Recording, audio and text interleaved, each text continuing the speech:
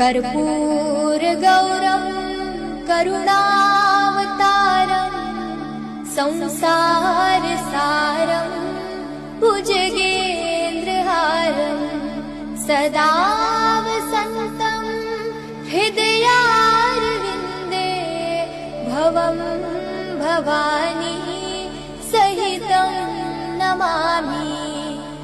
मङ्गलं भगवान् शम्भुः मङ्गलं वृषभध्वज मङ्गलं पार्वतीनाथो मङ्गलाय तनोहर सर्वमङ्गलमाङ्गल्ये शिवे सर्वार्थसाधिके शरण्ये त्र्यम्बके गौरी नारायणी नमोऽस्तुते।